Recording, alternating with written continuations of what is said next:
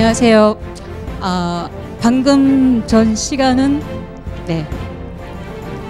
정리가 뭐죠? 한마디로 희망을 갖자. 그리고 도전하자입니다. EBS는 항상 여러분의 꿈과 여러분의 도전을 응원하는 그런 곳이니까. 그런데 저는 조금 더 현실적인 이야기를 하겠습니다. 대학에 대한 이야기를 해보겠습니다. 가다 보면 좀 복잡하게 느껴질 수도 있고요. 그런데 아하, 이러한 길이 나의 길이 될 수도 있겠구나라고 하는 그 길을 함께 걸어가 보도록 하겠습니다. 저에 대한 소개를 잠깐 정리를 해보면요. 경기도 진로진학교사 지원단이었고, 그 다음에 대표 강사였습니다. 대기업 대표 강사였고, EBS로 오면서 진학상담위원을 하고, 그 다음 파견교사로서 지금 EBS에서 진학설명회를 진행하고 있습니다. 요 화면은 늘 보고 계시는 거죠. 그리고 기억하고 계셔야 되는 거 알고 계시죠? 우리가 열심히 공부하고, 그리고 그 공부하는 과정 속에서 8월 31일, 수시 학생부 기준일이 됐네. 내 학생부 마감됐네. 수시가 이제 모든 서류가 끝났네. 학생부. 그다음 그 이후에 교육과정평가원에서 모의평가를 치르게 되고요. 그다음 바로 수시 모집에 들어가게 됩니다. 수시 모집 중간에 11월 15일 바로 가장 중요한 무엇? 수능이 있는 거죠.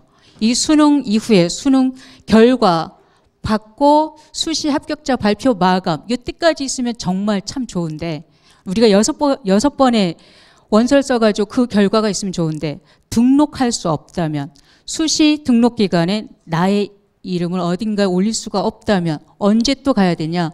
정시로도 가야 되죠. 그리고 그 정시에서도 전형기간 가나다군 다 했음에도 불구하고 합격자 발표 마감이 지나서 등록 기간에 할 수가 없다면 어떻게 해야 될까요? 재수인가요? 추가 모집에도 또다시 우리가 응시를 해봐야 되는 상황이죠. 이렇게 대입은 수시, 정시, 추가 모집 세 가지 방법으로 진행이 되고는 있습니다. 그러나 그 중에서 가장 중요한 건 바로 무엇이다? 네. 어제 받으셨죠? 네, 받으셨을 것 같아요. 그러니까 2019학년도 우리 수능 성적표가 이런 형식으로 됩니다. 물론 여기에서 어느 걸 빼야 될까요? 여기서 원점수로 이 부분은 나와 있지 않는 거죠. 원점수는 없습니다. 임의대로 한번 설정을 해봤고요. 등급이 이렇게 나온다면 여러분이 원하는 대학 아마 거의 다 갈 수 있지 않을까 생각이 되는데 이러한 성적표를 받기 위해서 또는 이러한 모습을 기대하면서 공부해 나가는 거죠. 근데 공부해 나가는 길 중에서 수없이 많은 길들이 있고 그다음 그 일정표 안에서 내가 찾아야 되는 길들이 있는데 어느 길로 가야 될까? 커다란 길도 있고 작은 길도 있는데 이 작은 길은 남들이 많이 안 가는 길이니까 내가 이쪽 길을 갈까?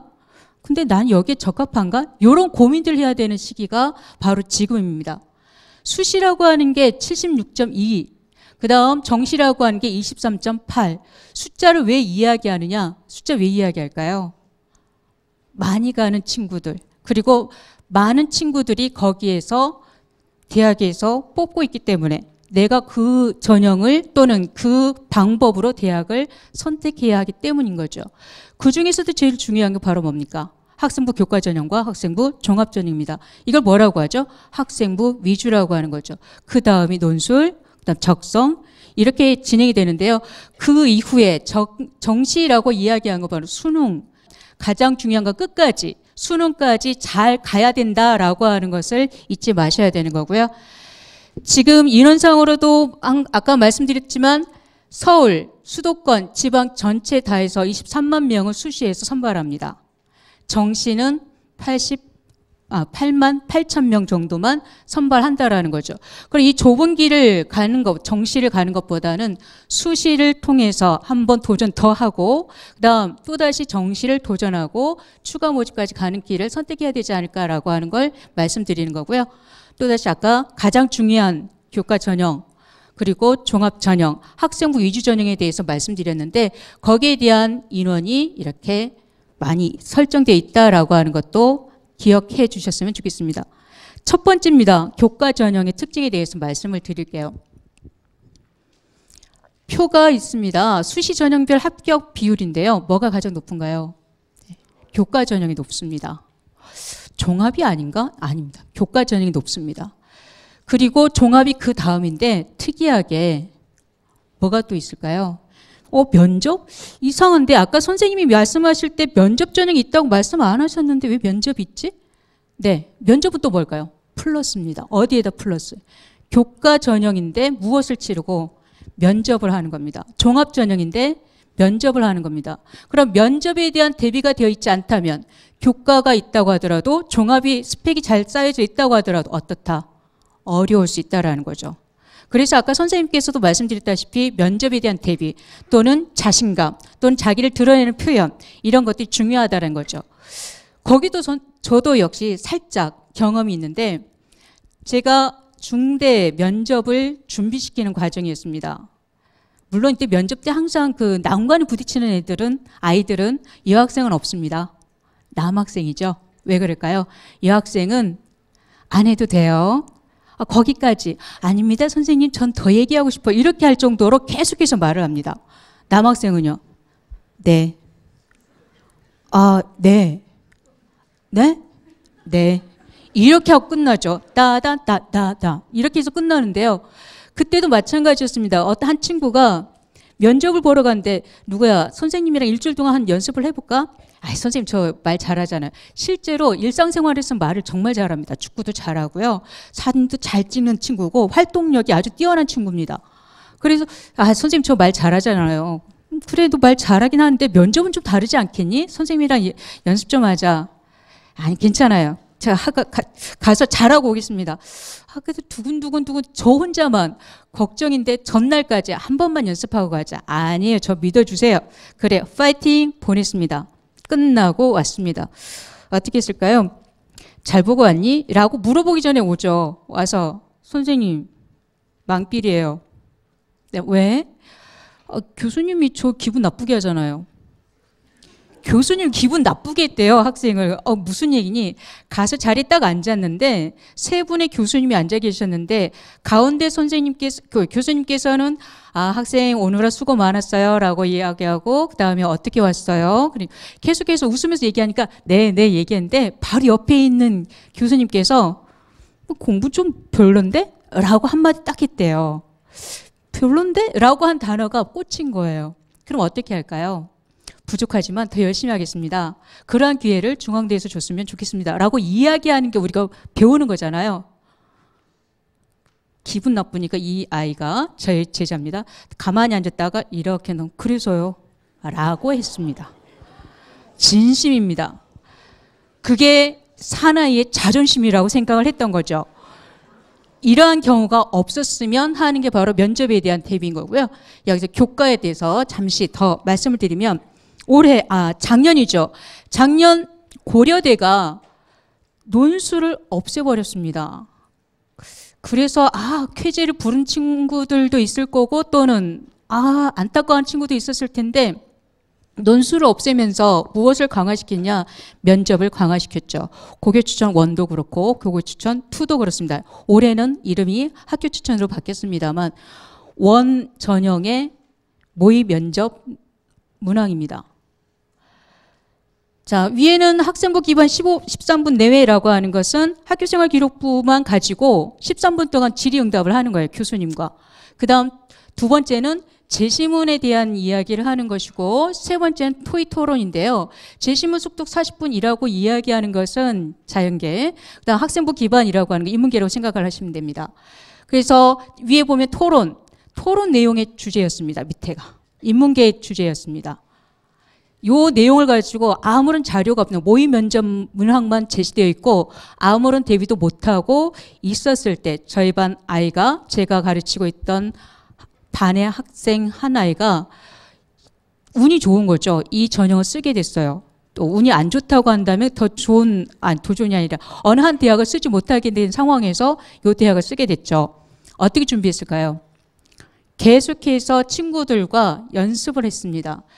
요 기준이 뭘까? 이거를 이렇게 두 가지로 정했으면 그건 왜 그럴까? 너는 왜 그렇게 생각하니? 라고 해서 6명의 친구가 계속해서 질의응답을 한 거죠. 그중에 2친구가 이 학교에 쓴 거고 나머지 4친구는 서포트해 준 친구였어요. 그냥 그 친구들은 그냥 아무 의미 없이 와서 너 거기 가니까 내가 해줄게 이런 거였을까요?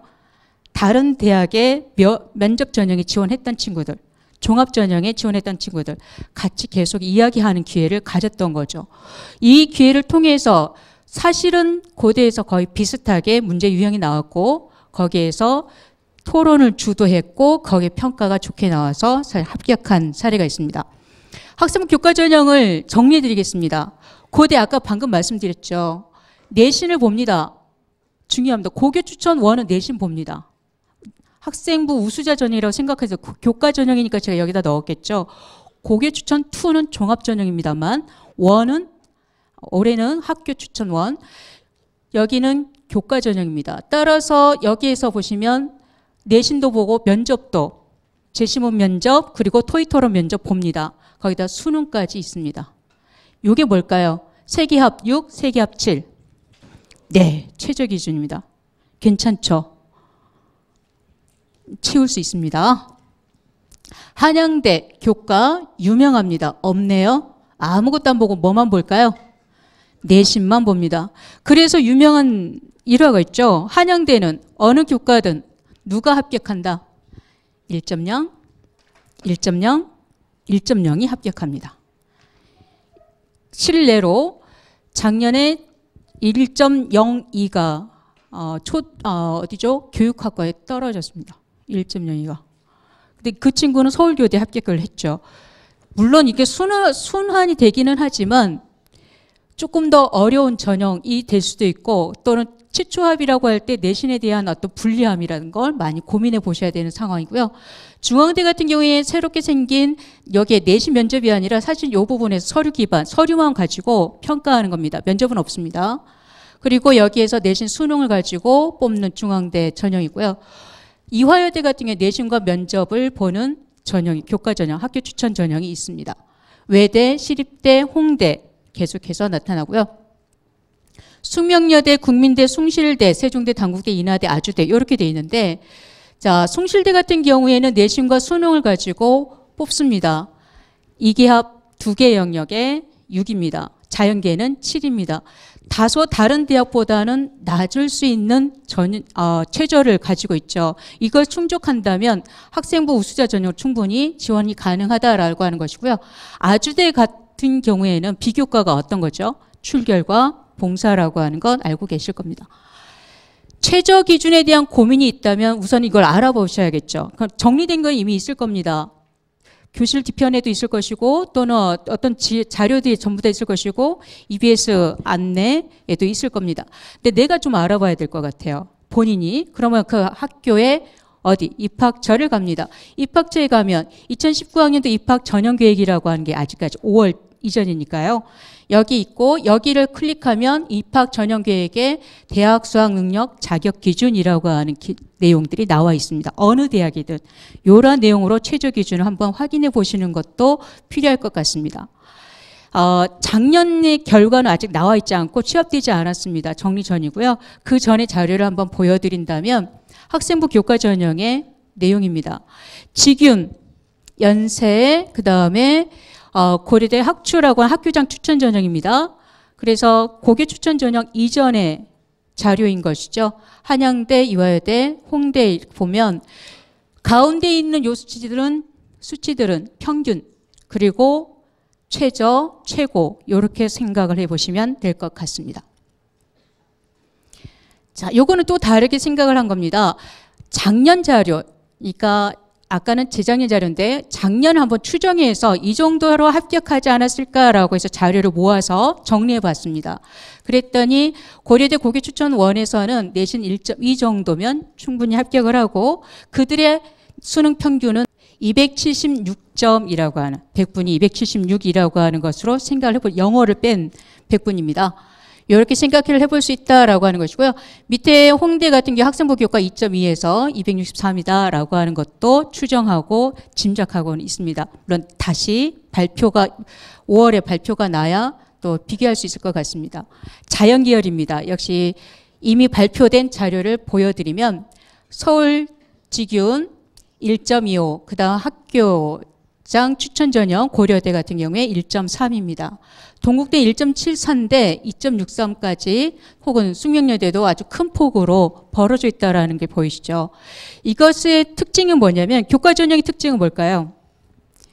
최초합과 마지막 최종 충원이 넓다라는 거죠. 그 폭이 넓다라는 겁니다. 그래서 최초합이 아니더라도 내가 그 안에 어느 정도 들어갈 수 있다 그러면 합격의 가능성이 가장 높은 게 교과 전형이고, 그래서 아까 수시 전형에서도 가장 가능성이 높은 게 교과 전형일 수 있다라고 말씀을 드렸던 거죠.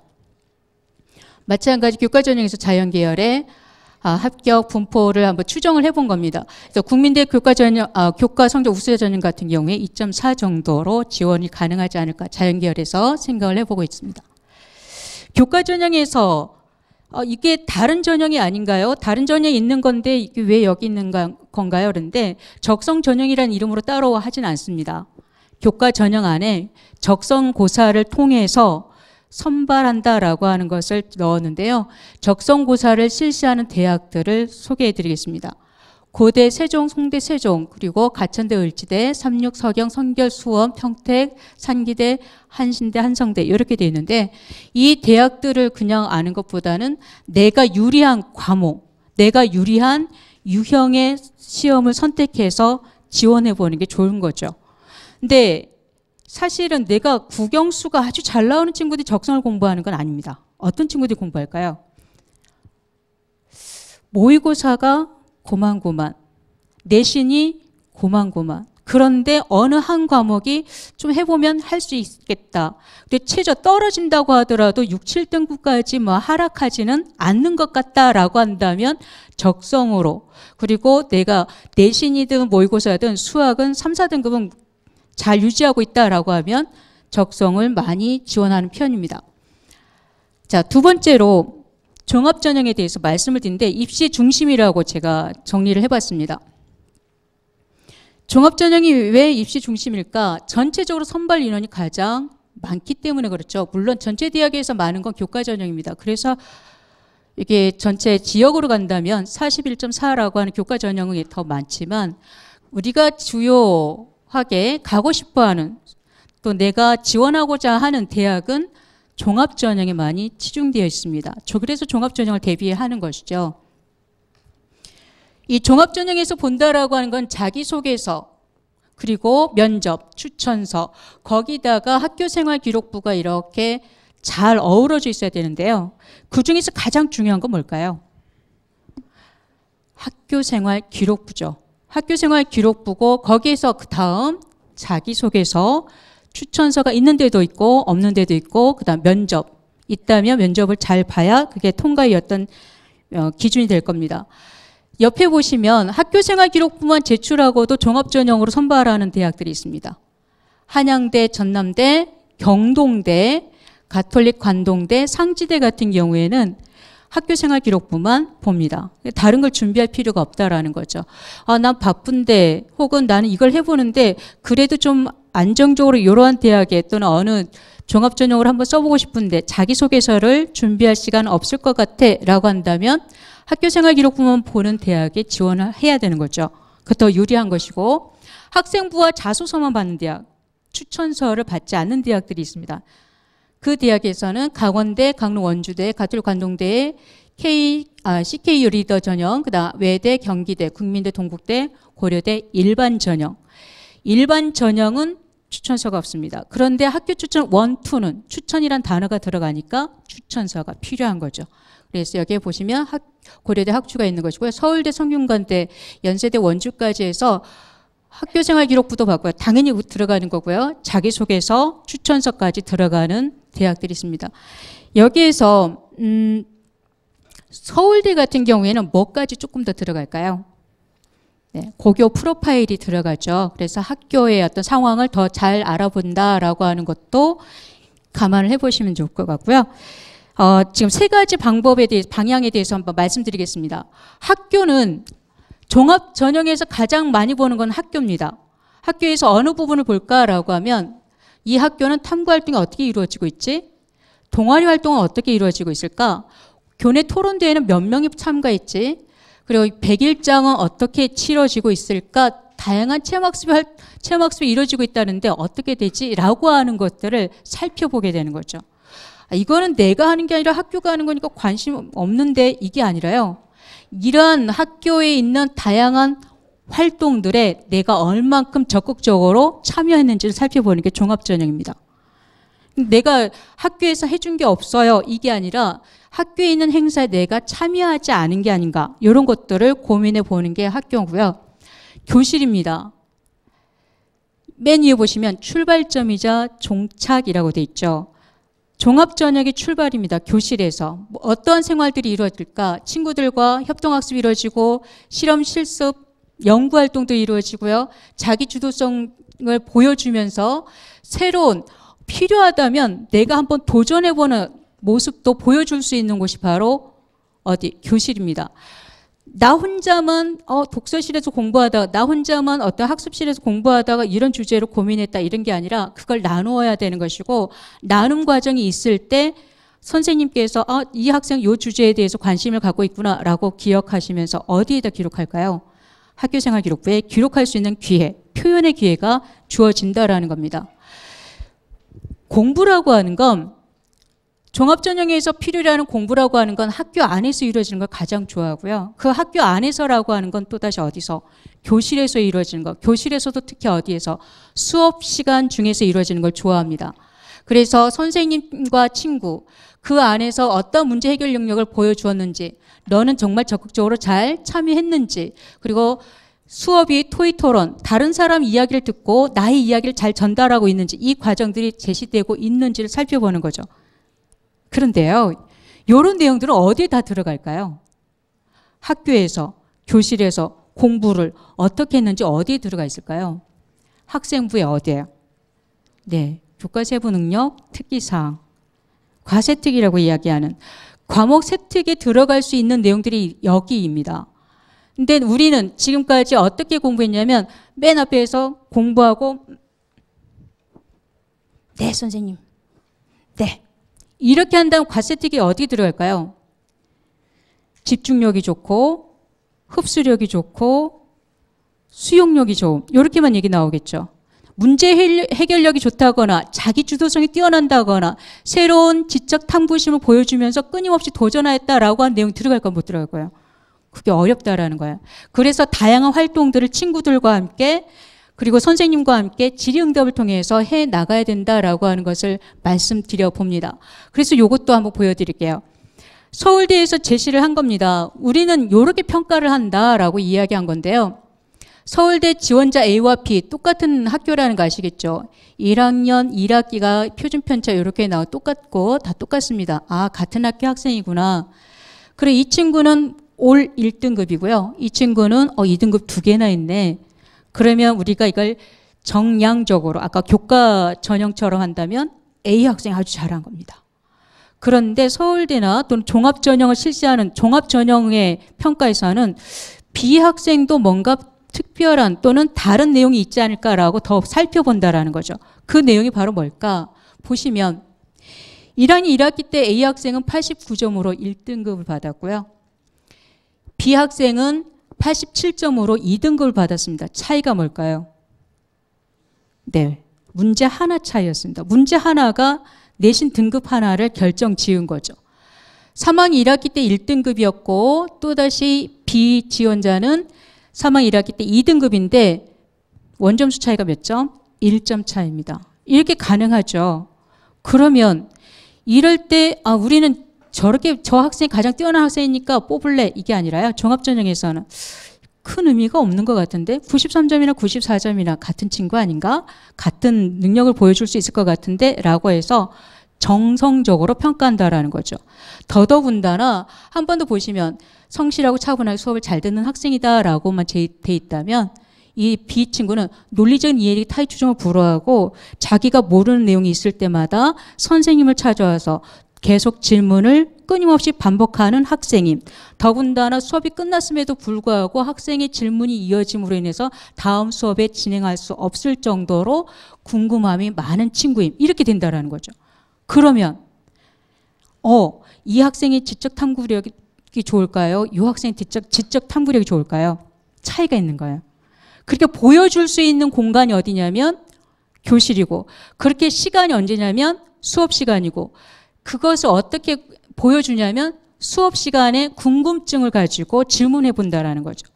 이 친구는 그걸 했던 거고 이 친구는 안 했던 겁니다. 그리고 이 친구한테 더 좋은 B 친구를 선택하지 않을까라고 하는 게 바로 종합전형의 특징이죠. 종합전형에서 고려대 전형과 서울대 전형을 말씀드리면, 고대에서 서류, 면접, 수능, 네, 추천 전형하고 뭐가 있을까요? 추천 2 전형하고 일반 전형이죠. 서울대는 3개 각각 2라고 되어 있습니다. 어떤 전형이죠? 최저가 있는 전형은 직윤 전형이죠. 네. 그런데 여기에 보시면 4개 합 5라고 하는 것과 3개 각각 2라고 하는 것을 조금 구분해 볼까요? 4개 합 5는 4개 영역 합해서 5가 나와야 되는 것이고요. 넘으면 안 되는 것이고요. 3개 각각 2라고 하는 것은 더하기가 아니라 그냥 한 영역이 다 무언. 네, 2등급이어야 된다라고 하는 거죠. 2등급 이내여야 된다라고 하는 걸 제시하고 있습니다. 한양대, 서강대, 이화여대를 말씀드리겠습니다. 한양대 같은 경우 서류만 봅니다.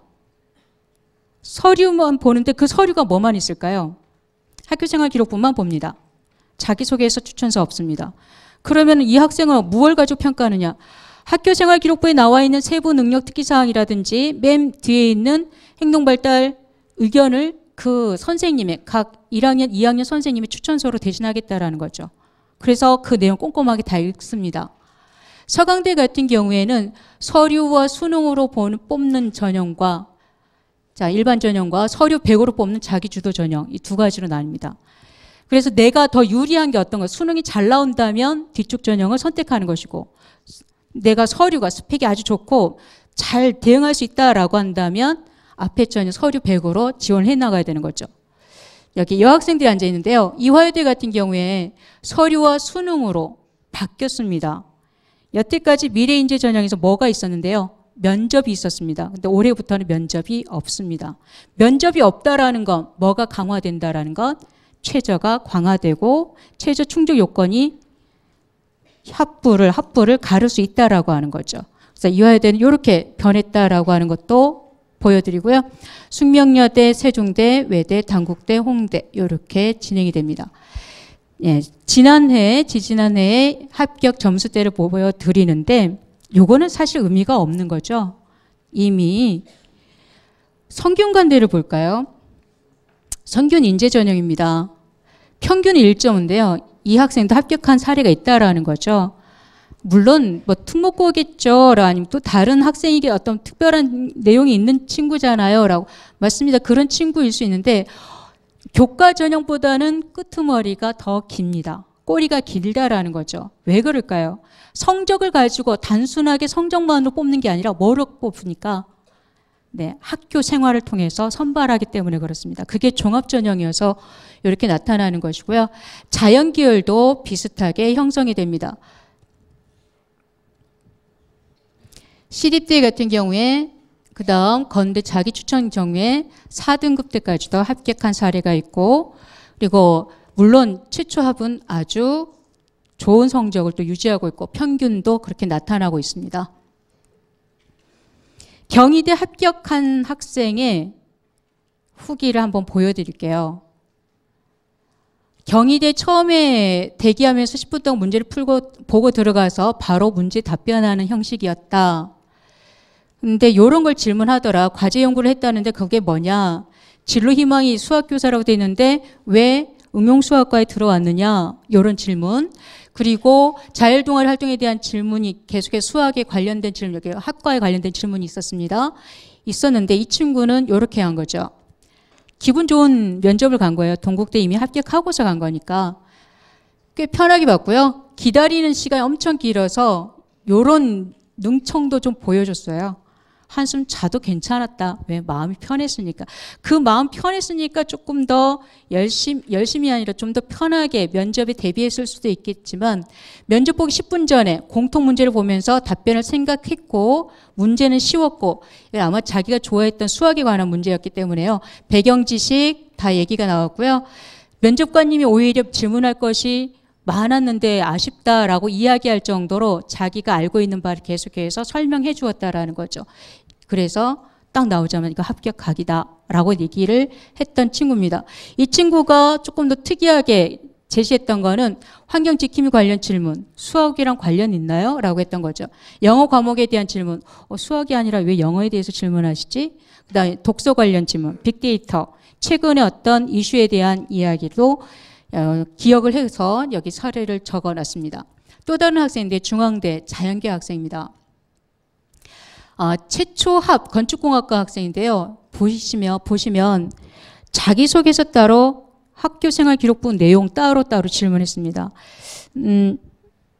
나중에 면접을 보실 텐데요. 아마 선배님들도 그렇게 하셨을 겁니다. 학교생활 기록부를 떼죠. 그럼 보통 아주 많은 친구들은 23장, 적절한 친구들은 16장, 조금 그런가? 라고 한 친구들은 한 13장 정도 이렇게 될 텐데요. 그 내용들 전부 다 메모하는 거 아세요? 밑줄 긋고 색으로 메모합니다. 요건 이런 질문 나올 수 있겠네, 요건 이런 질문 나올 수 있겠네 라고 전부 다 오늘 받으셨던 그 형광펜 있죠. 그걸 가지고 전부 다 색깔별로 기록을 하면서 내용을 정리합니다. 그렇게 해서 면접에 대비하는 내용들이 바로 자기소개서나 학교생활 기록부인 거죠. 왜냐하면 여기에 멘티 학생한테 역학 부분을 어떤 식으로 설명할 수 있는지 여기서 한번 해볼래요? 라고. 멘토 학생의 기록이 있으니까 이렇게 했다는데 정말 한번 보여줄래요? 어떤 식으로 해봤어요? 또는 어떤 식으로 해볼 수 있나요? 라고 확인하는 겁니다. 근데 진짜 하지 않고 자기가 직접 해본 게 아니라 그냥 어떻게 이름만 올렸는데 그 다음 봉사 시간이 주어졌더라고요. 또 멘티 활동했다고 기록이 남아있던 것 같은데 저는 기억이 없습니다. 라고 하면 답변할 수 없는 내용들입니다. 이렇게 해서 중앙대 면접장 분위기 아주 잘 좋았다라고 했고요. 하지만 생기부에 대한 질문이 매우 날카로웠다. 꼼꼼하게 체크하고 가고 있어야 유리했다라고 하는 것 여기서 제시할 수 있었고요. 올해부터 조금 더 신경 쓰셔야 되는 내용이 있습니다. 그리고 여기 2학년 학부모님도 계시고 1학년 학생 학부모님도 계신 걸로 알고 있는데 좀 더 신경 쓰셔야 되는 게 바로 학교 고교 추천 전형이 증가하고 있습니다. 그러니까 일반적인 지원이 아니라 추천 전형이 증가한다라는 건 학교에서 어느 정도 필요한 또는 이 학생은 학교에 대학에 지원할 만합니다라고 학교에서 먼저 추천해 준다라는 거예요. 그러한 전형들이 늘어나고 있습니다. 대학들이 보시면 중대에 새롭게 진행되고 있는데요. 이미 있는 종합전형, 연대의 종합전형, 아까 말씀드렸던 학교 추천 원과 종합, 그리고 이화여대 교과 면접 있고요. 그 다음에 경희대 종합인데 교과 3개를 빼고는 전부 다 종합전형입니다. 추천전형인데 종합전형이다. 왜 그런지도 한번 생각을 해볼까요? 왜 교과전형이 아니라 종합전형이 많을까요? 추천전형에. 종합전형은 어떤 친구를 뽑는다고 했을까요? 또 무엇을 본다고 제가 아까 말씀드렸죠? 학교 내에서. 또 무엇을? 교실 내에서. 뭐 하는 친구? 공부하는 친구. 그 공부하는 과정에서 누구와 함께? 친구들과 함께 지적 탐구력을 보여준 친구들을 뽑는다고 말씀드렸잖아요. 그러한 친구들이 학교에서도 충분히 추천할 수 있는 친구들이다라고 생각한다면 여기 보내주세요라고 하는 겁니다. 그러한 전형들이 점차 늘고 있다는 것도 체크해 보셔야 될 것 같습니다. 논술입니다. 도전에 대한 개념이죠. 논술은 많이들 준비를 하겠지만 좀 두려운 육론술까지 해야 되나라고 생각하시는 건데요. 281.6대 1의 논술 경쟁률이 있었습니다. 부산대 의대죠. 10명 선발하는데 2,816명이 지원했습니다. 그쵸. 그리고 수학 문제만 나와서 또 수학을 잘하는 친구들, 의대 친구들이니까 수학 잘하는 친구들이니까 지원을 했고 또 최저도 웬만큼 맞출 수 있다라고 하는 조건에서 지원을 했는데 나한테만 유리한 게 아니라 누구한테도 유리할까요?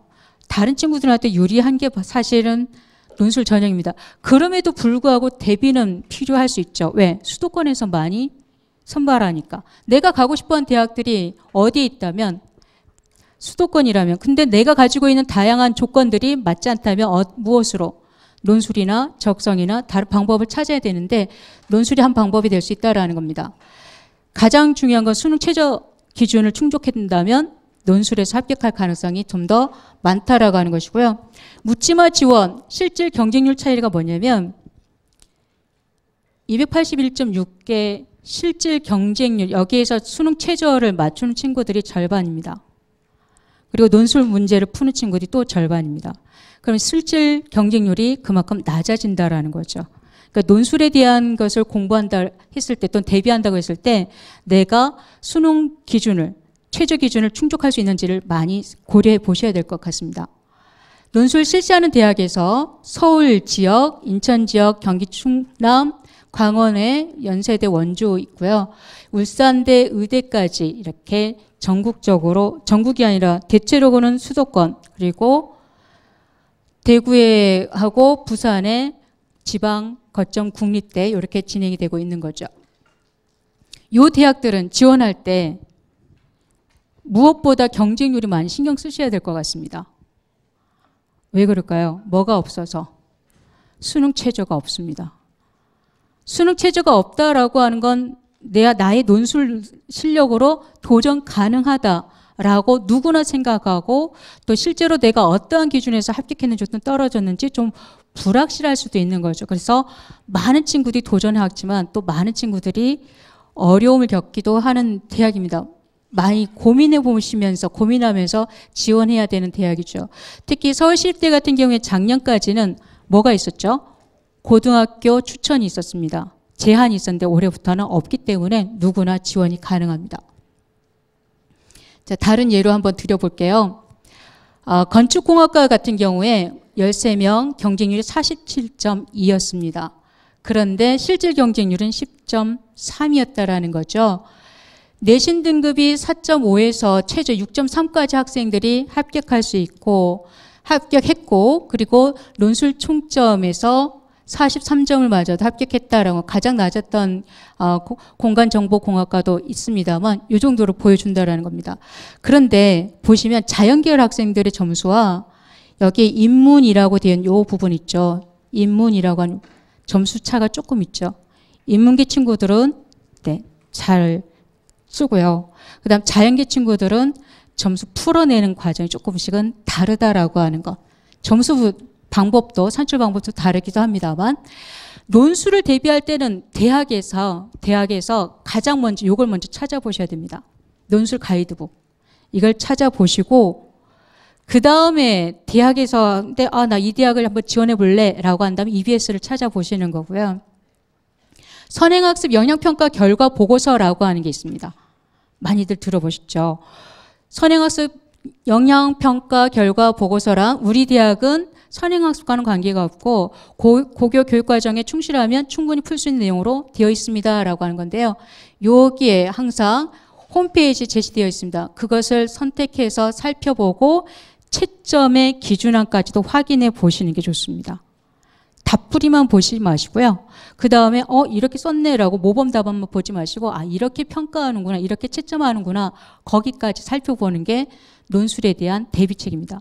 그리고 모의 논술 강의가 다 있습니다. 그 강의를 한번 보시면 좋고요. EBS 논술 강좌는 아까 선생님께서 말씀하셨죠. 여기 구성이 잘 돼 있고 대학마다 선택해서 지원해 보시면 또 대비를 하시면 될 것 같습니다. 기본적으로 전략이 가장 중요할 것 같은데 지역에 있는 대학들을 한번 선별을 해봤습니다. 강원대학교의 특징을 봤더니 일반학과, 비사범 계열입니다. 일반학과의 경우 3.0에서 3.5등급대 친구들이 많이 지원하고 또 합격을 하더라고요. 그리고 의외로 종합전형인 경우에 교과전형보다 좀 더 내신 성적이 높았던 경우도 있습니다. 종합전형이.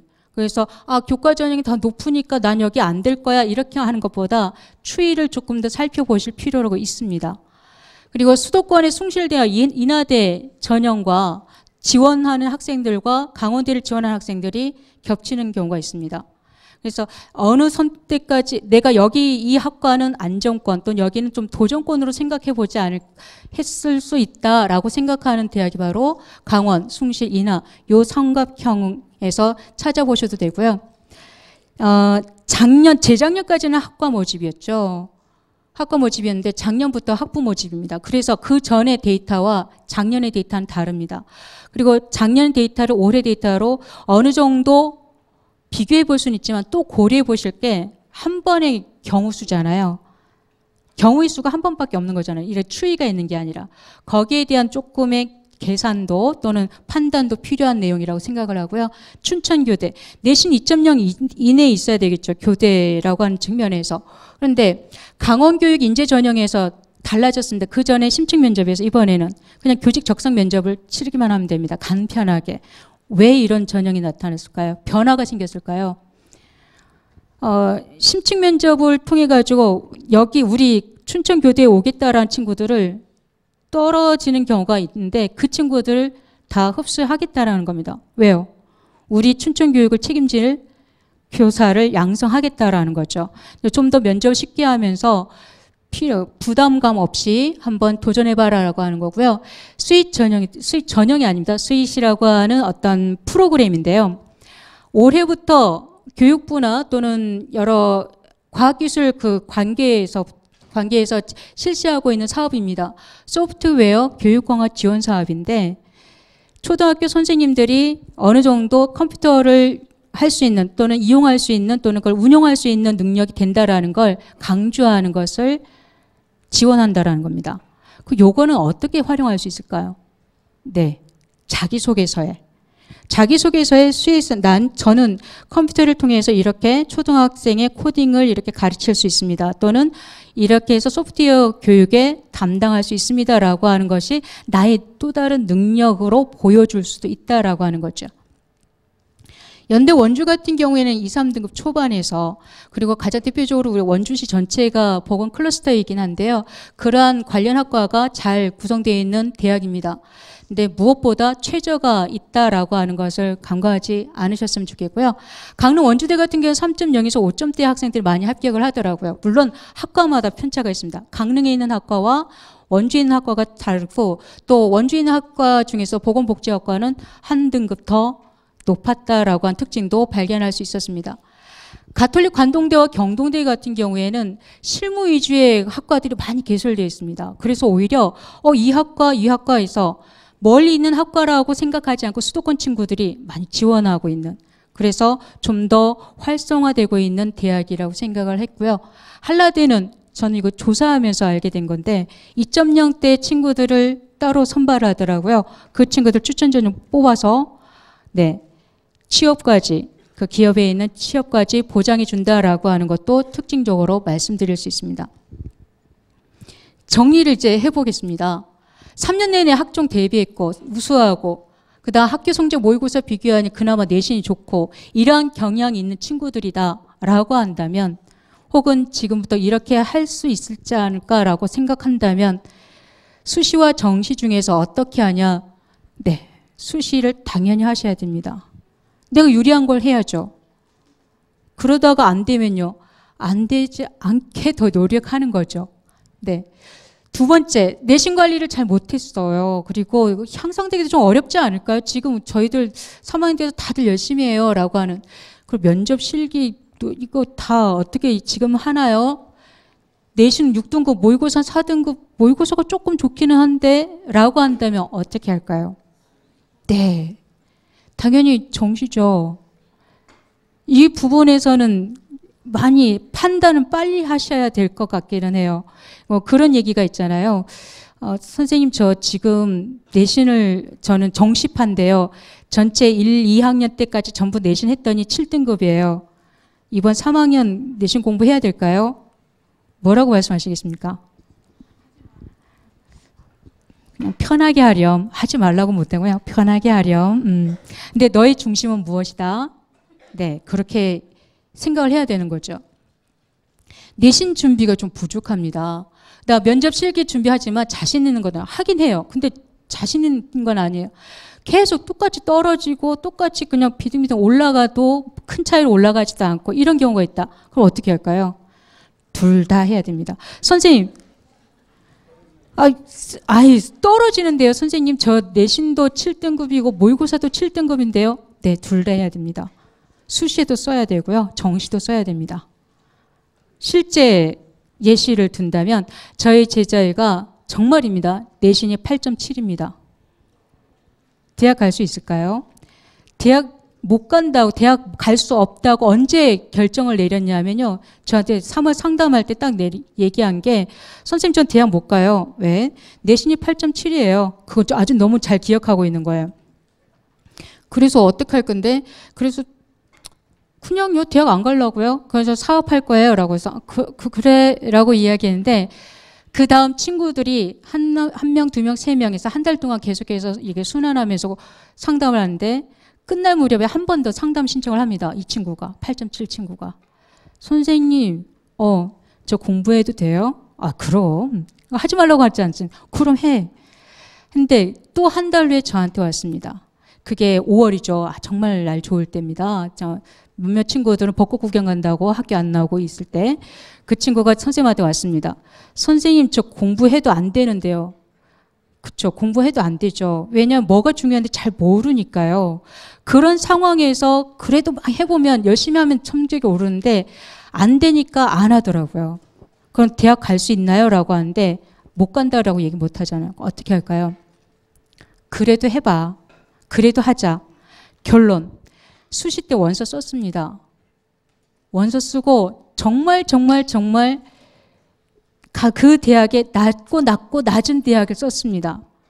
그리고 경쟁률이 100 몇 대 1이었고 그 다음 거기에서 예비 번호가 나왔는데 그 100 몇 대 몇에 맨 끝 번호였습니다.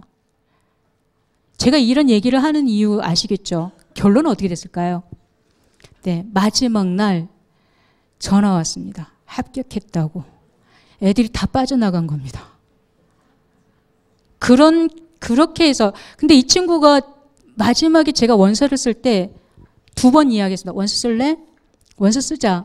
싫어요. 저 대학 못 가요. 왜? 떨어지면 창피해요. 8.7이. 예. 그래서, 야, 그러지 말고 한번 써봐. 아니에요. 저 안 써요. 그러니까 부모님, 어머니한테 전화 드렸습니다. 이 친구가 대학을 가고 싶어 하는 것 같은데 부모님께서 얘기합니다. 아니요, 걔 대학 안 가려고 해요.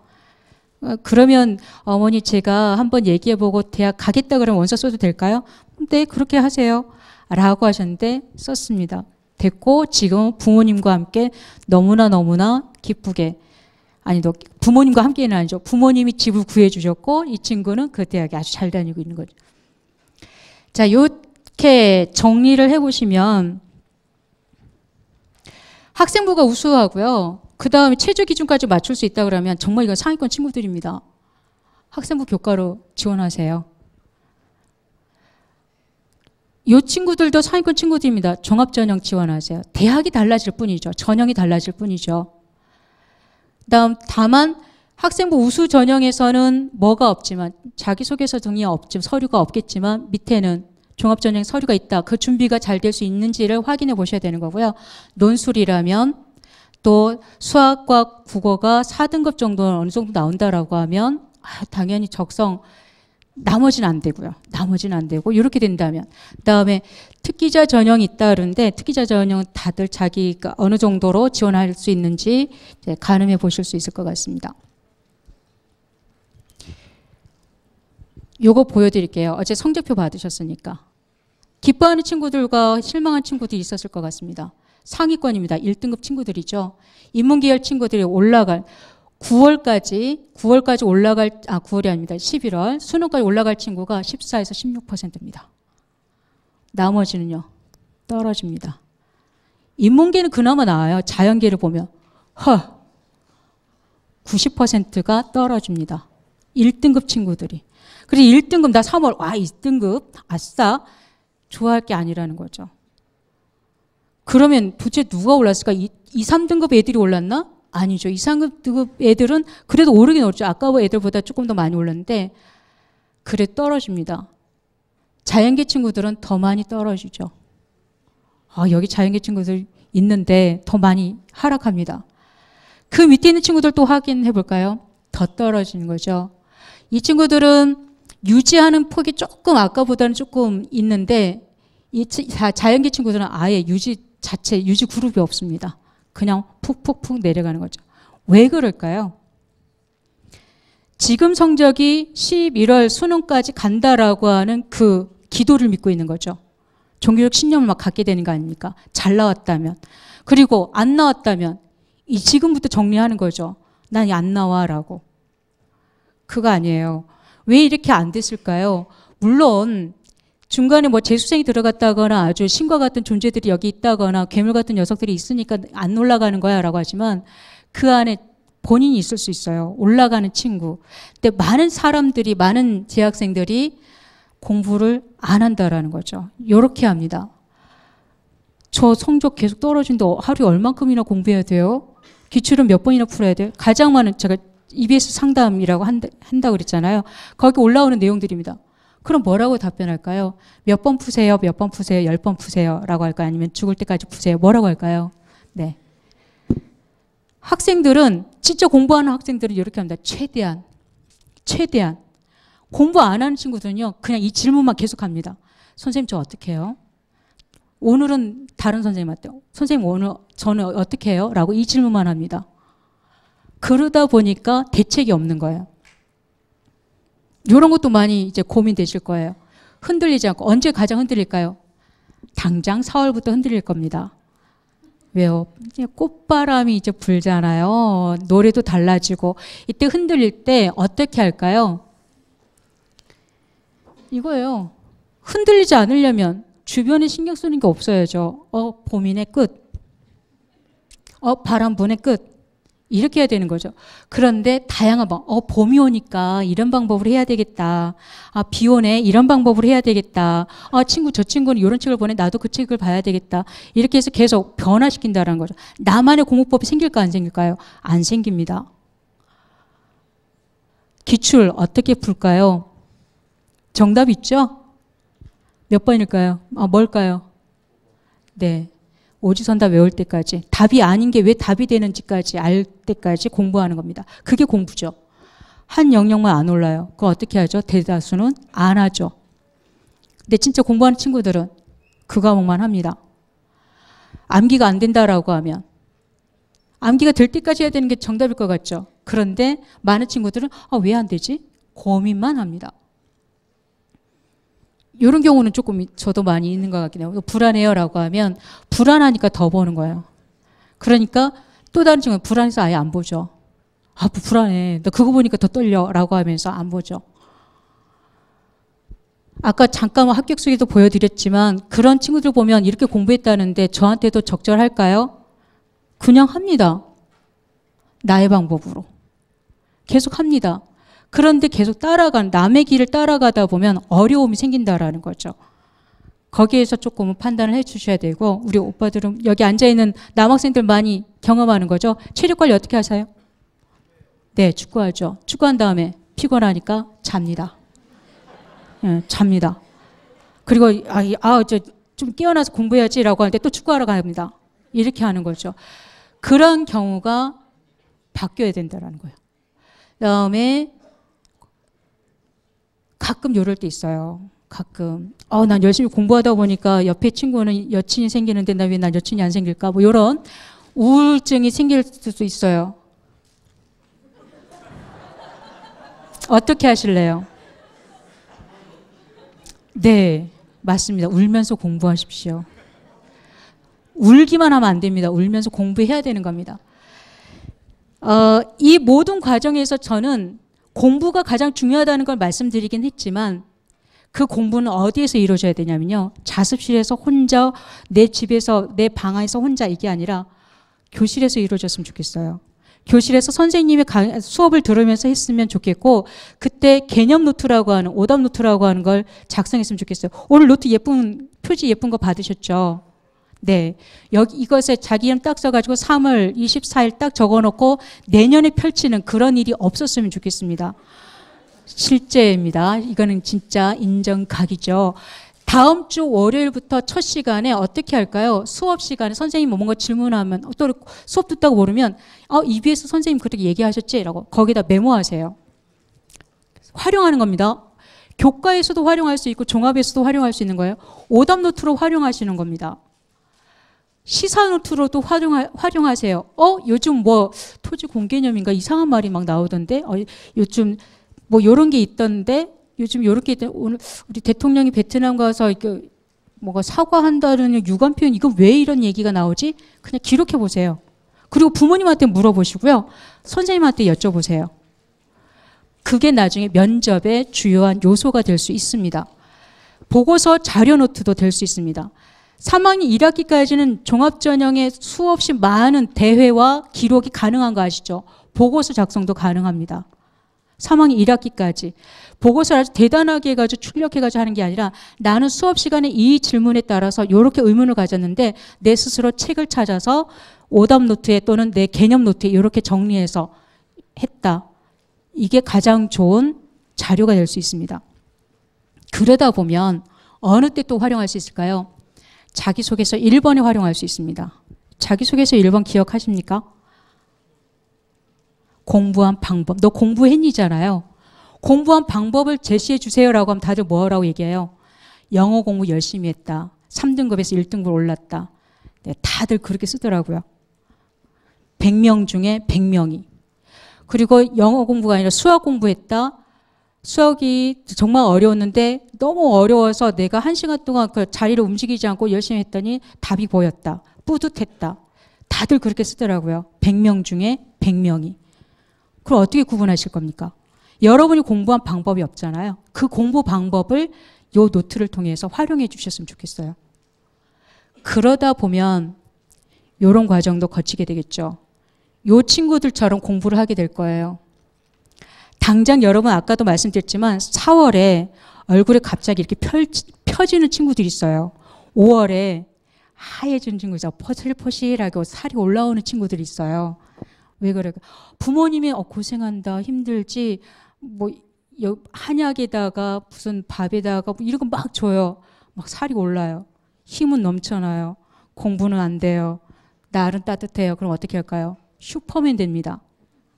책상 위에서 슈퍼맨. 진짜로 날아올라야 되는 상황인데 책상에서 슈퍼맨 하면 꿈만 꾸고 있다니까요. 그러시면 안 돼요.